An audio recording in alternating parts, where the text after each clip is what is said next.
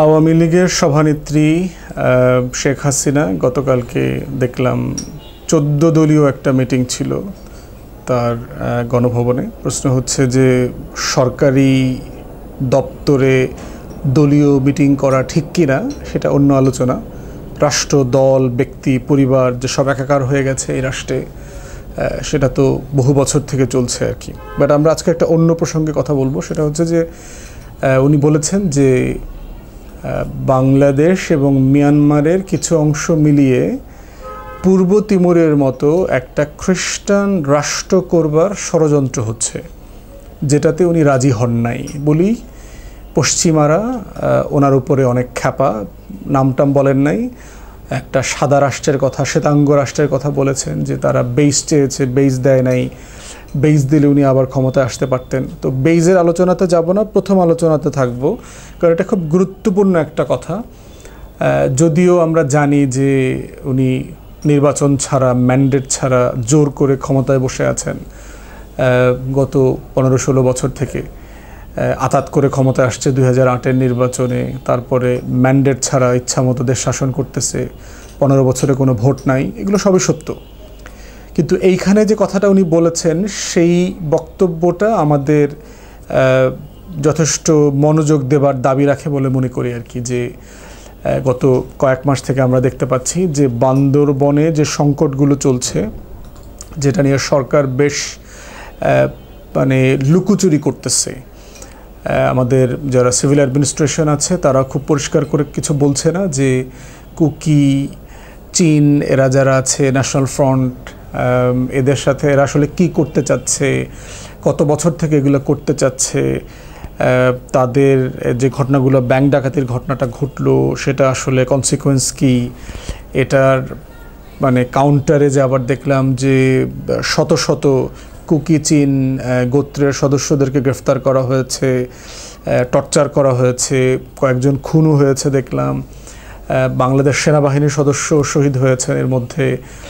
আমাদের আইএসপিআরের পক্ষ থেকেও দেখলাম যে মিলিটারির পক্ষ থেকে খুব ক্লিয়ার কোনো ব্রিফিং নাই এইসব ব্যাপারগুলোতে, যে আসলে কী হচ্ছে, দেশের সার্বভৌমত্ব, স্বাধীনতা, নাগরিক অধিকার, অনেকগুলো বিষয় এখানে জড়িয়ে আছে। এবং আমাদের যারা পাহাড়ি মানুষগুলো আছেন, কুকিচিন গোত্রের যারা জনগোষ্ঠী আছে, বম গোত্র আছেন, তাদেরও অনেক জনগোষ্ঠীদের ব্যাপারে কথা আসছে, তারা এই ধরনের বিচ্ছিন্নতাবাদী আন্দোলনের সাথে জড়িত। তো তারা তো বাংলাদেশের নাগরিক, তাদের অধিকার ক্ষুণ্ণ হচ্ছে কিনা সেটাও একবার দেখার একটা বিষয় আছে, এই জায়গা আছে এখানে। এবং এর আগে আমরা দেখেছি যে সামাজিক যোগাযোগ মাধ্যমে বাংলাদেশ সরকারের বিভিন্ন গোয়েন্দা সংস্থার পক্ষ থেকে বিভিন্ন প্রতিবেদন দেওয়া হয়েছে বান্দরবনে এবং পার্বত্য চট্টগ্রামে কি কি হচ্ছে, এটার কারণে আমাদের স্বাধীনতা, সার্বভৌমত্ব কোথায় কি ক্ষতি হতে পারে, সেই বিষয়গুলো নিয়ে তারা কথা বলেছেন এবং প্রধানমন্ত্রী দৃষ্টি আকর্ষণ করেছেন, কি কি করণীয় সেগুলো বলেছেন। যেহেতু এগুলো খুব সলিড ইনফরমেশন না, সেগুলোর উপর ভিত্তি করে কথা বলছি না। গতকালকের বিষয়টাতে থাকি যে বাংলাদেশের একটা অংশ, বান্দরবন, পার্বত্য চট্টগ্রাম এই অংশ এবং বার্মার কিছু অংশ মিলিয়ে একটা খ্রিস্টান রাষ্ট্র করবার চক্রান্ত হচ্ছে, পূর্ব তিমুরের মতো। এখন ইন্টারেস্টিং হইলে তাহলে পূর্ব তিমুরটা কী, এখানে কি হয়েছে সেটা বোঝা দরকার। পূর্ব তিমুর হচ্ছে, আপনারা যদি মানচিত্র দেখেন, এটা ইন্দোনেশিয়ার যে বড়, ইন্দোনেশিয়ার তো প্রচুর আইল্যান্ড আছে, একটা আর্কোপিলাগো স্টেট বলে আর কি, এবং খুব লম্বাটে আর কি দেখবেন যে। তো সেখানে তিমুর আইল্যান্ডস বলে একটা মানে গুচ্ছ দ্বীপমালা আছে আর কি, তিমুর। তার পূর্বাংশকে ইস্ট তিমুর লেস্তে বলে আর কি।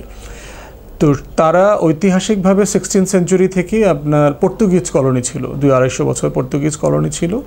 তারপর ইন্দোনেশিয়া এটাকে অ্যানেক্স করে 75-76 সালের দিকে, যেটা এরপরে স্বাধীনতার আন্দোলন এখানে শুরু হয় অনেক বছর থেকে। 2002-তে ফাইনালি ইস্ট তিমুর স্বাধীন হয়ে যায় ইন্দোনেশিয়া থেকে। এবং এটার পুরো প্রসেসের সাথে আসলে পশ্চিমারা জড়িত, জাতিসংঘ স্পন্সার্ড, এখানে আইন করা হয়েছে, ইন্দোনেশিয়াকে বাধ্য করা হয়েছে, জাতিসংঘের তত্ত্বাবধানে নির্বাচন হয়েছে, এখানে আমেরিকার বেইজ আছে এখনও, আমেরিকার ডলার এবং ল্যাঙ্গুয়েজ দুইটাই খুব ডমিনেন্টলি এখানে ইউজ হয়। এবং তার লোকেশন যদি দেখেন, আমেরিকার ইন্ডো প্যাসিফিক পলিসি যদি আপনার কাছে পরিষ্কার থাকে, আপনি বুঝবেন যে ইস্ট তিমুরটা সিম্পলি একটা মানে জিওপলিটিক্যাল ভেরি স্ট্র্যাটেজিক গুরুত্বপূর্ণ একটা জায়গা, যেটা পশ্চিমারা বিশেষ করে নেটো ফোর্সরা মনে করেছে তাদের নিয়ন্ত্রণে থাকা দরকার, তাই জায়গাটা তারা আলাদা করে ফেলেছে। এবং এটা সাইজে ধরেন বাংলাদেশের 10 ভাগের 1 ভাগ, 5,000-6,000 স্কোয়ার বর্গ মাইল, জনসংখ্যাও কম, 13-14 লাখ জনগোষ্ঠী, 97% হচ্ছে খ্রিস্টান, তারা ক্যাথলিক।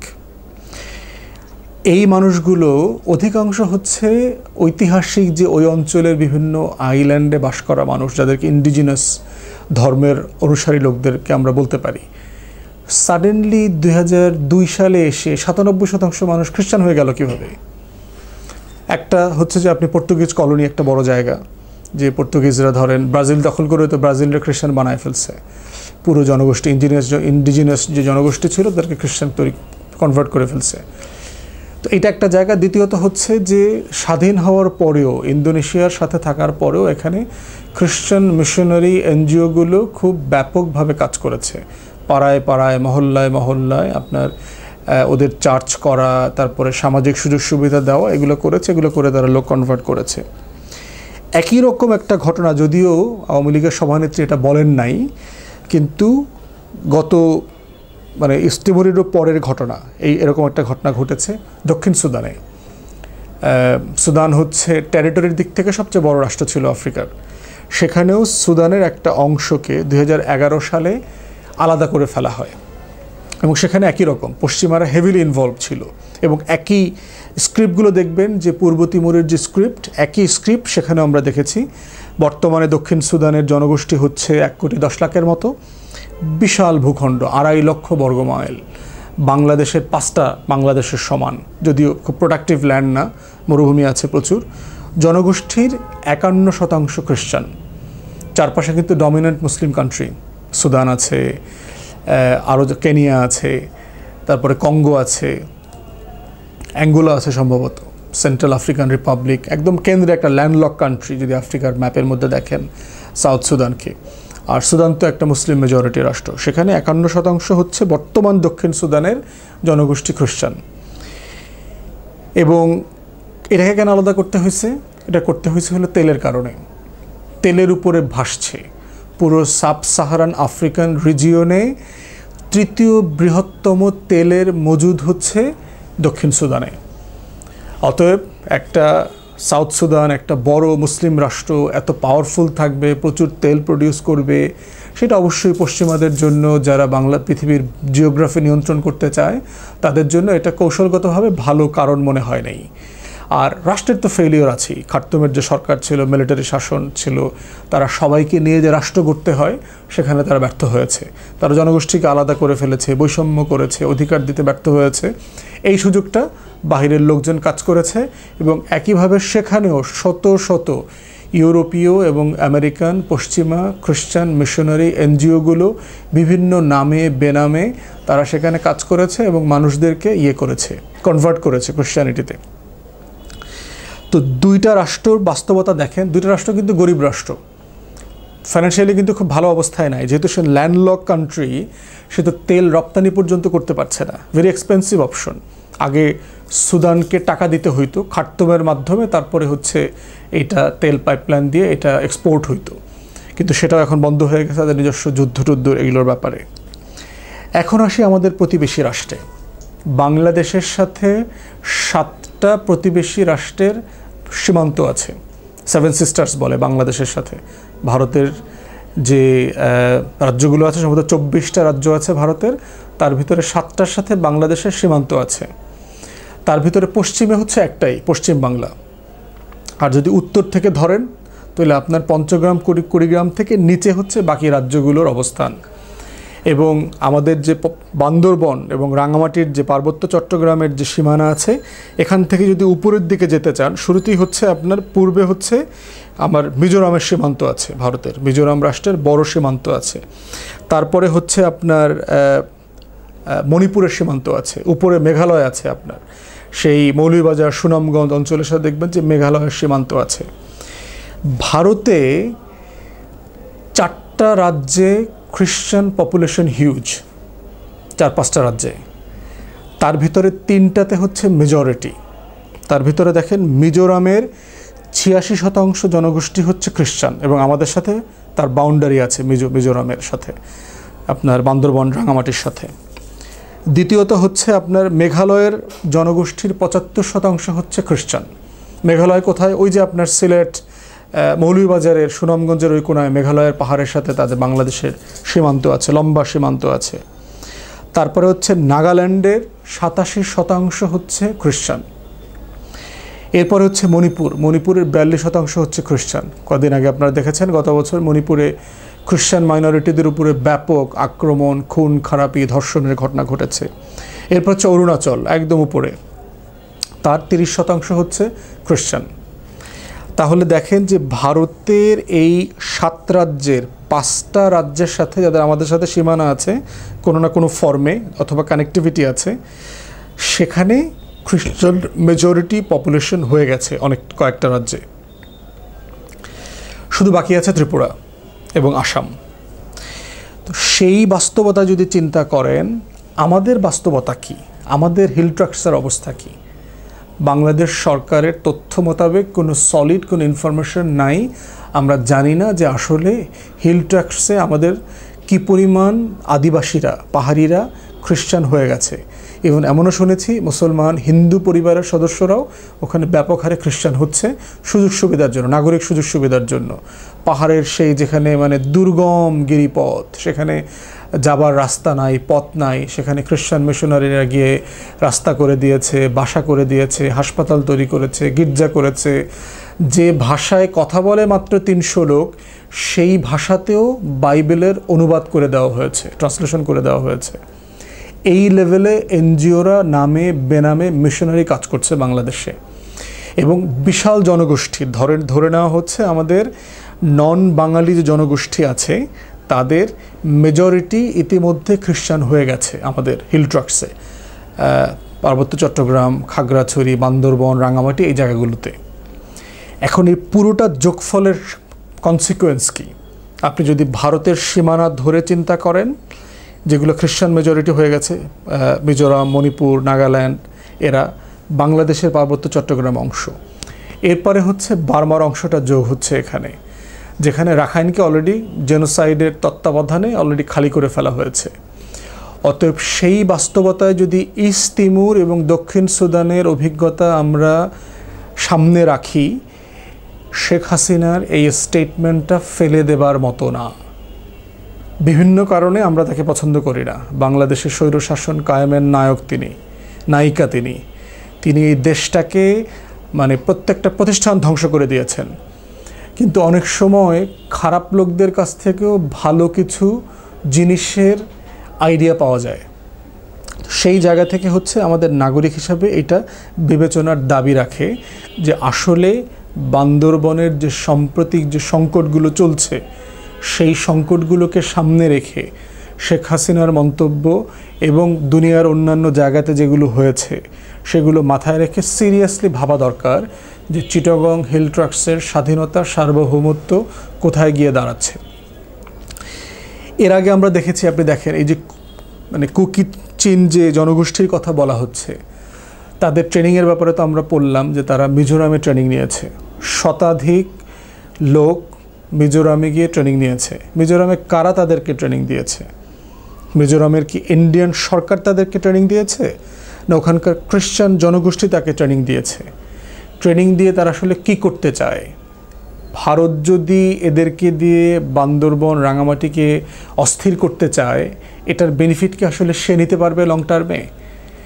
এই ক্রিটিক্যাল কোশ্চেনগুলো আমাদেরকে করা দরকার। আমাদের কাছে যেহেতু তথ্যের ঘাটতি আছে, আমরা কোনো কনক্লুশনে এই মুহূর্তে পৌঁছতে পারছি না। এবং এর আগের ঘটনা তো আমরা জানি, শান্তি বাহিনীকে দিয়ে কি করানো হয়েছে, আমাদের স্বাধীনতার সার্বভৌমত্বকে যে চ্যালেঞ্জ করা হয়েছে, যেটা এখন অনেকটা ডাই ডাউন হয়ে গেছে। কিন্তু ডিফারেন্ট ফর্মে এই সংকটগুলো কিন্তু পার্বত্য চট্টগ্রামে রয়ে গেছে। এখন করণীয় কি? এটা তো একটা সলিড সলিউশনে আসতে হবে, কারণ এই মানুষগুলো বাংলাদেশের নাগরিক।